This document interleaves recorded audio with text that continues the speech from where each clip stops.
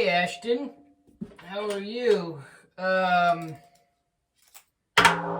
Good? Things are good? Cool, thanks for the vids.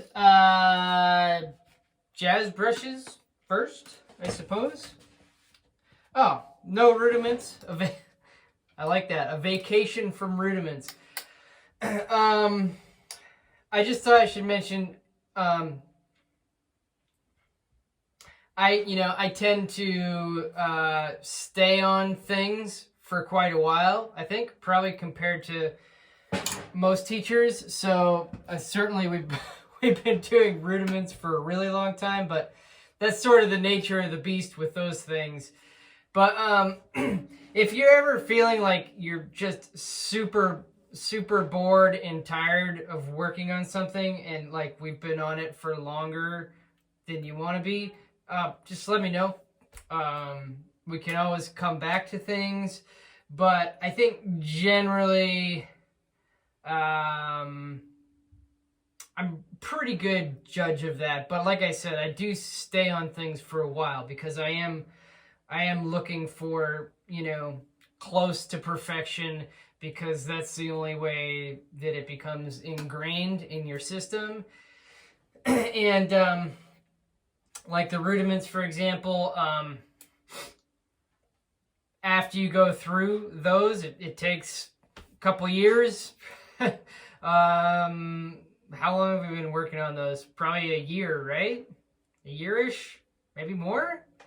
I know for me, I worked on those for 4 years, probably, maybe 5 years. But stuff like that, like once you go through that process and you get it, in my opinion, you don't really need to go back and do that again ever for the rest of your life. Unless, I know a lot of people aren't like that. They like to stay up on those things because you do lose certain things. But I kind of like going really deep on some stuff for a period of time, and then moving forward, like, you just go with it, and your body and your mind will remember most of it, and it will lose some of it. But there's just too much other stuff to do in this lifetime. So, like, do you need to do 10 years of rudiments? I don't think so. So, anyways, the whole point here is, like, if it's obviously it was a bit of a relief to leave the rudiments for a minute, and if you're feeling that way with other things, you can let me know. I may tell you that just deal with it, we're not done with it yet, and you'll have to accept that as an answer. But you're more than welcome to let me know how you're feeling about the stuff that we're working on as we're working on it. So cool. So jazz brushes. Okay, so you got part of the way there. 210 you were at, so we cut that in half to 105. And you did that, but you were interpreting the 105 as beats 1 and 3.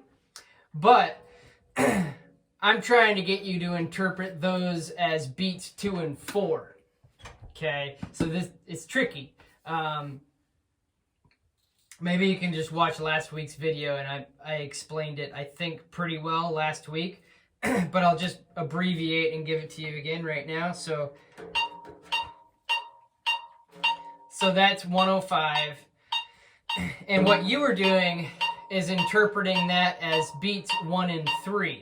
So we had 1, 2, 3, 4, 1, 2, 3, 4, 1, 3, 1, 3, 1, 2, 3, 4, 1, 2, 3.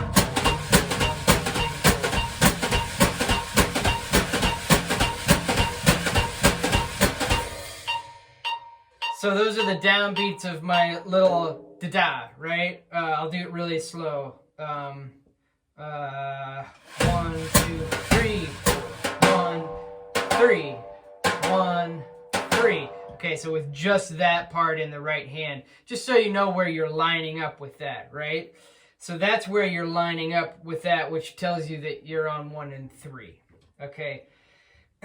you also know that you're not on 2 and 4 because your left foot's playing 2 and 4, but it's not happening at the same time as the click. So the click, this is probably the biggest takeaway, the biggest anchor here, is to realize that in order to interpret this as 2 and 4, the click and the left foot hi-hat should be happening at the same time, without changing your left foot hi-hat, of course. So, again, this is what you were doing. 1, 2, 3, 4, 1, 2, 3, 4, 1, 2, 3, 4, 1, 2, 3, 4, 1, 2, 3, 4, 1, 2, 3, 4, 1, 2, 3, 4, 1, 2, 3, 4, 1, 2, 3, 4. But we want that to be on 2 and 4. So you kind of need to figure it out, maybe vocally, before you actually try to play it. So what I like to do is start vocalizing the 2 and the 4, and then fill in the other beats, and then I can start to hear it that way, and then I can play it. So 2, 4, 2, 4, 2, 4, 2, 4, 1, 2, 3, 4, 1, 2, 3, 4, 1, 2, 3, 4, 1, 2, 3, 4, 1, 2, 3, 4, 1, 2, 3, 4,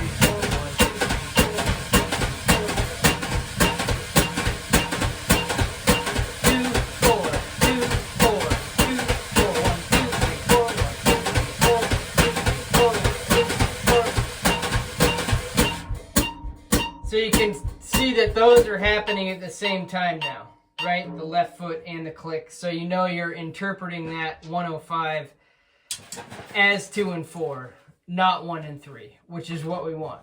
And I'm going to keep talking and let my dog in.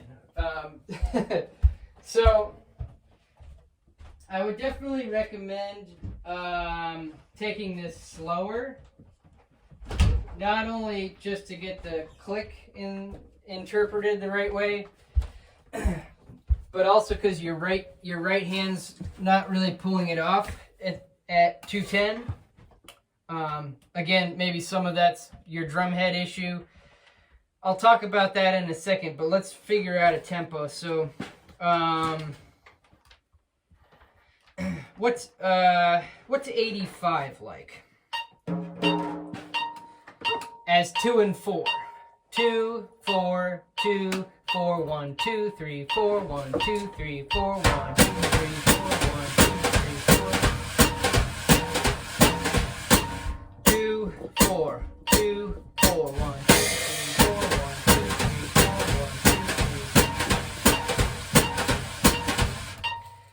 2, 3. That feels pretty good to me. You could go slower if you want. 75 would probably feel pretty slow, which isn't a bad thing. So 2, 4, 2, 4, 1, 2, 2, 4, 2, 4, 1, 2, 3, 4, 1, 2, 3, 4, 1, 2, 3, 4, 1, 2, 3, 4, 1, 2, 3, 4, 1, 2, 3, 4.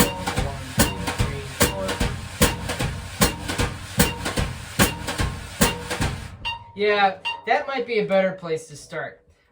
There's no real technical issue with the right hand at that tempo, which is important.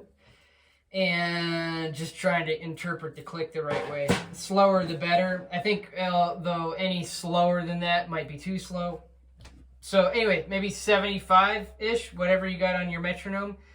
That's the half note interpreted as 2 and 4.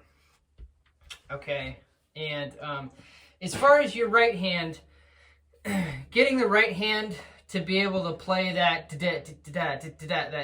those tight notes really clean, it's going to take some time, and we haven't even looked at that on the ride cymbal with a stick yet, which we will sooner than later. Takes a lot of practice. It's fairly boring practice, and years of my life sitting here with just a stick in my right hand playing jazz ride cymbal, trying to get it faster and faster and faster. It just takes some time. So if your drum head's annoying you with the brush thing, you can substitute cha-ching with a newspaper. Okay, so this is just like a local kind of thin newspaper.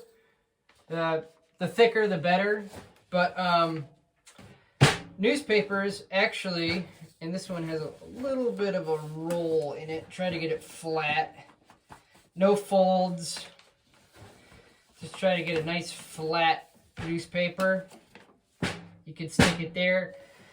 You can stick it anywhere. You can put it on a tabletop. You can put it on the floor. Like, you can take this wherever you go and practice brushes. And it actually sounds really good. Turn the snares off so we can try to hear more of the newspaper.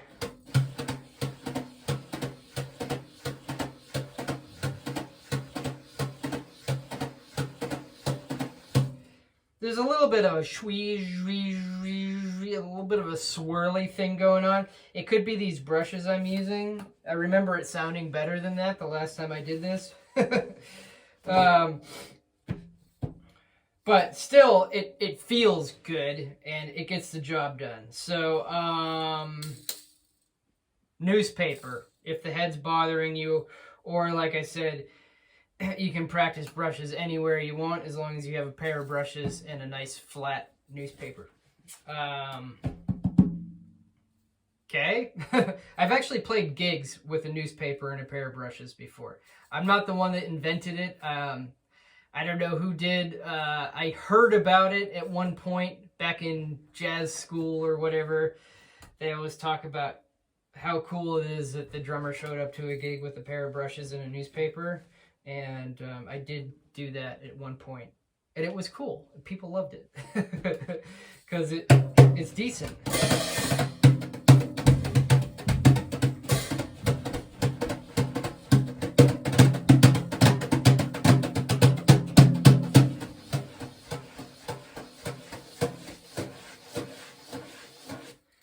I think it doesn't sound quite as good because of these brushes.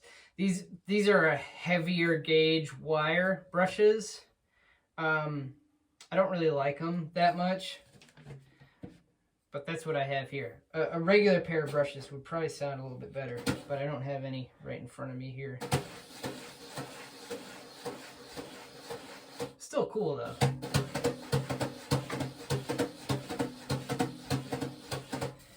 So you could do it that way if the head's bothering you.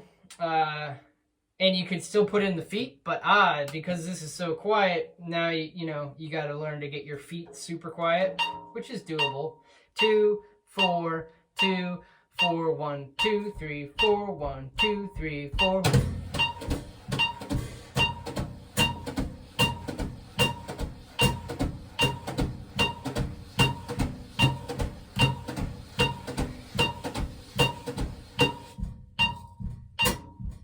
There's my feet.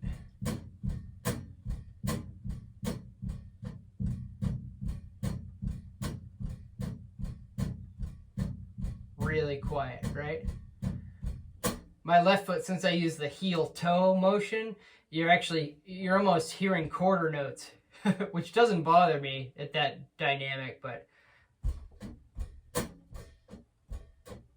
right, you're hearing like stomp, chick, because of my left foot heel.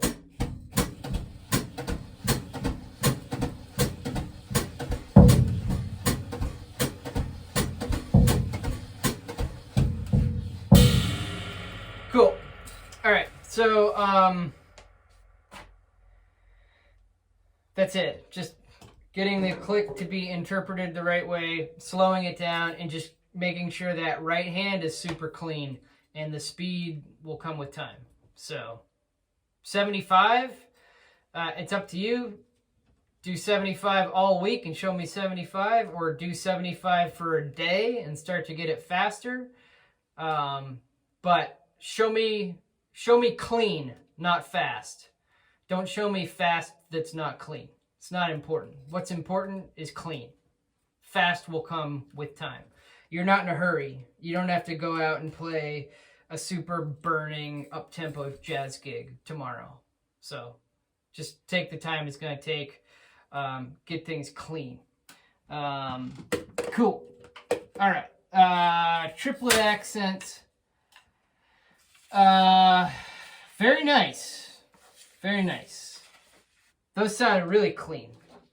Yeah, super great. You were missing. It's barely worth mentioning, but you were missing the right hand accent on beat 1 of the second bar in the second line. No big thing, but just you were missing it, so you were doing kind of something else. So this line, that accent on beat 1, I think you were either playing no accent in there, or you might have been playing an extra accent on the middle triplet there.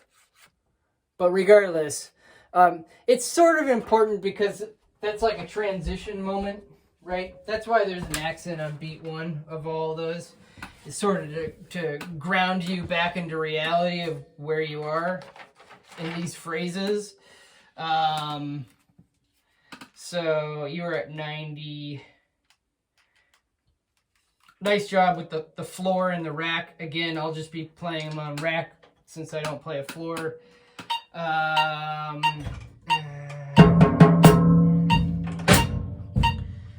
1, 2, 3, 4.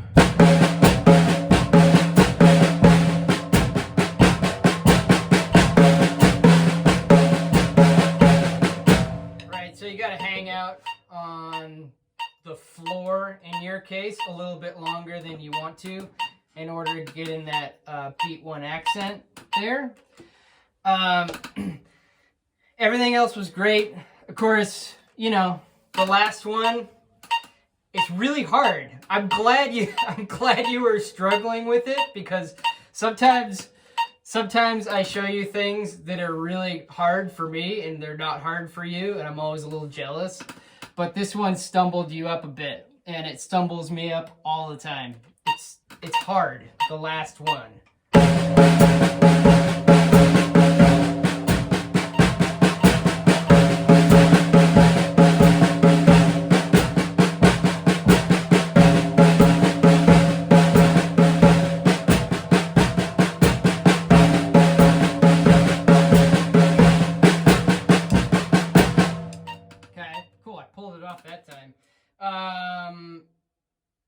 Cool. That could have been a little bit better. I wasn't playing super in the center of both drum heads, and I realized that towards the end. That would have improved that. But other than that, it was pretty good. So I think faster. This whole page, faster. And then obviously, this is triplet accents number 1. I have a triplet accents number 2. I might even have a number 3. And they get trickier. But 90 is a nice tempo, but I think we should speed these up a little bit because they do get kind of harder when it gets faster, especially the last one. Nice job with the memorization too, by the way. I could tell you weren't reading or anything. You had them in your head, and that's awesome. I don't know, what's 110 like?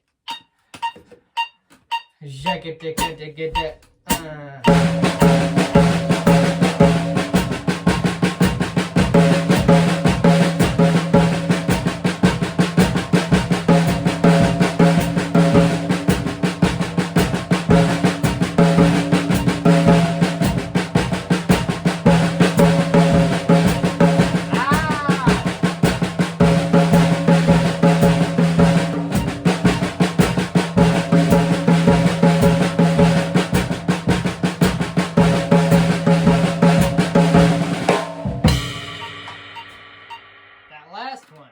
Woo! Tricky. 110 feels pretty fast. Not too bad for the easier ones, but certainly for the harder ones. What's 120 like?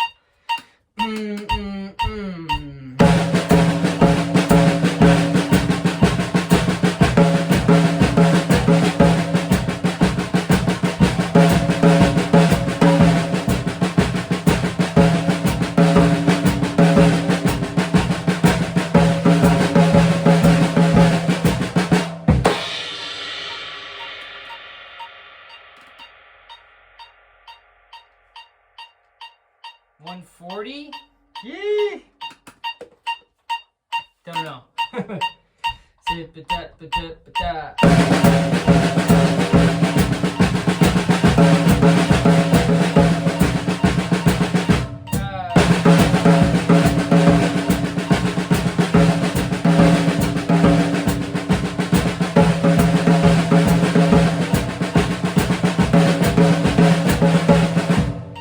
Second one was kind of tricky at that tempo. All right, so it's all doable. Trick there, just stay relaxed in your body, stay relaxed in your mind. Breathe while you play, nice long deep breaths, and just stay relaxed, stay loose. Don't hit harder than you need to. Just play it nice and light and loose and relaxed, and just be relaxed. That's the key. So there you go. Get that where you want it to be tempo wise. Again, show me clean, not fast and sloppy. Okay, so 140, that's bright. That could totally not happen in a week, and that's absolutely fine. You know, work your way up to like 110 and then see how it goes. That'd be my recommendation. Cool. All right, so I guess that's it. So weird to only be working on a couple things, but I think we got our hands full right now with these two things. So nothing new for this week, just getting this stuff together, and then there'll be a triplet accents number 2 coming at you soon, maybe next week. And just brushes, yeah, I don't know, see how it goes. Okay, I'll think about it later. Okay, groovy, awesome. See you next time. Adios.